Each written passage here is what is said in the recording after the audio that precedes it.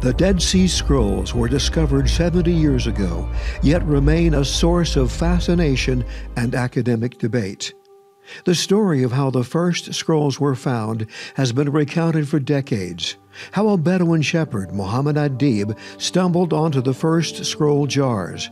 How the newly established State of Israel acquired the scrolls, and how teams of archaeologists descended on the caves at Qumran, eventually digging up the remains of over 850 scrolls. Most of the scrolls are written in Greek and ancient Hebrew. Most of them are copies of the Bible. All the books of the Bible except the scroll of Esther are there.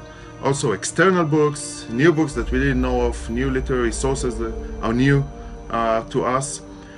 And most of them were written in the square Hebrew letters. The original scroll team was led by Father Roland DeVoe of Echo Biblique. The hand-picked scholars tirelessly pieced together scroll fragments, working literally for years to translate the tattered parchments. Some scrolls found by the Bedouin would be retrieved from dealers and collectors. For example, the Temple Scroll found in Cave 11. Rescued by archaeologist Yigal Yadin, it was found under the floor of an antiquities dealer. This well-preserved scroll was vital in changing the agenda of Qumran scholarship by underscoring the halakhic aspect of many of the Dead Sea Scrolls, thus confirming them as authentically Jewish. The search for the scrolls and other artifacts took on a new and exciting twist in 1952 when Gerald Lancaster Harding, director of the Transjordan Department of Antiquities, turned his attention to Qumran, where he would supervise a team of Bedouin diggers. It was on his watch that the copper scroll was found in Cave 3. Among all the scrolls, it is strikingly different. The text of the copper scroll is neither a book nor a commentary, but rather a catalog of enormous wealth that some believe comes from the Holy Temple in Jerusalem. This unique document not only lists fabled riches, but gives specific directions as to where they are hidden. Two places in the text of the scroll reference a cache of treasures under the stairs.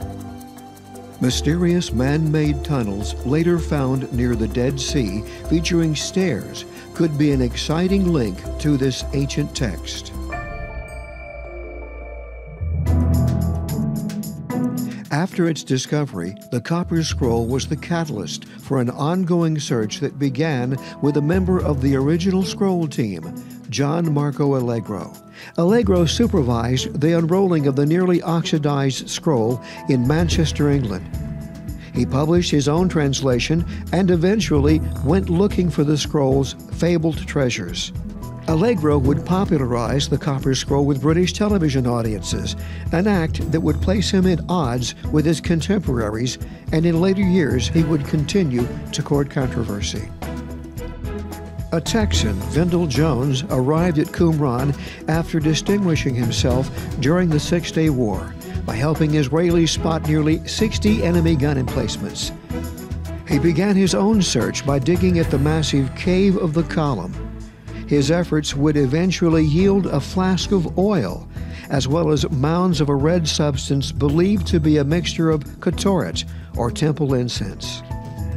Bob Morgan, a commercial airline pilot, arrived in Israel one day in the 1980s and began a personal quest for the copper scroll's treasures.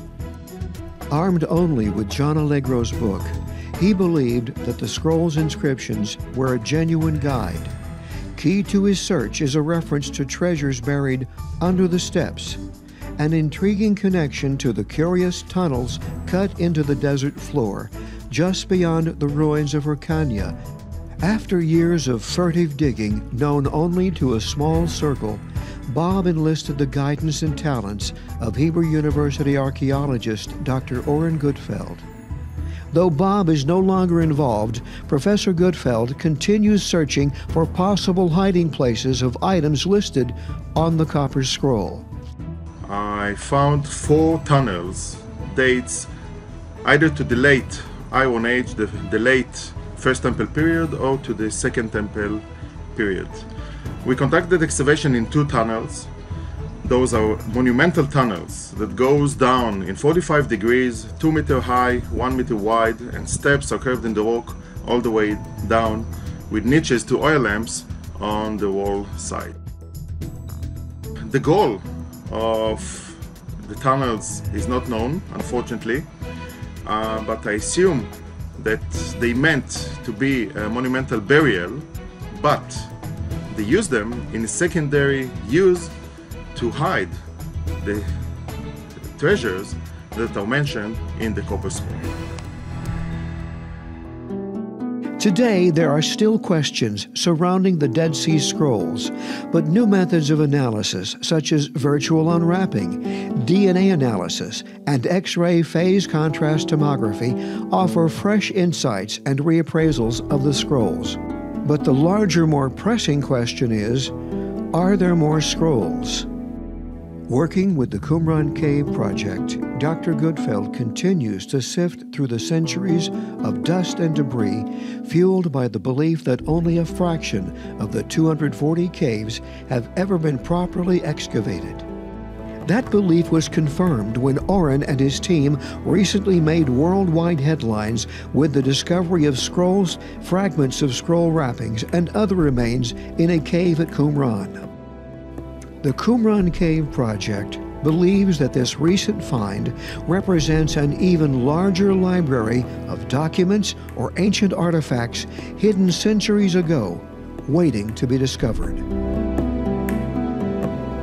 Our expectations of new finds is tempered by the knowledge that looting of these precious artifacts is a constant reality and has been so for decades.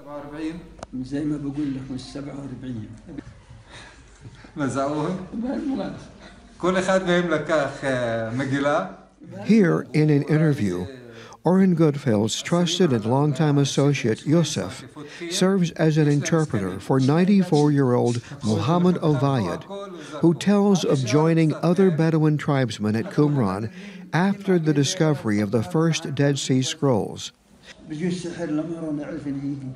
How they rushed quickly from cave to cave, hoping to find hidden gold, but only finding scrolls, which they later sold to Kando, the antiquities dealer in Jerusalem.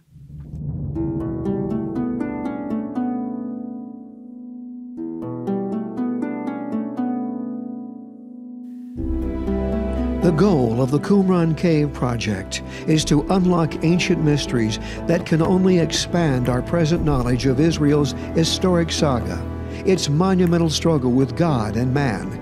It is a quest to know the unknown, and it holds the potential for rewriting history, settling conflicts, and most of all, it is a human adventure that stirs the imagination.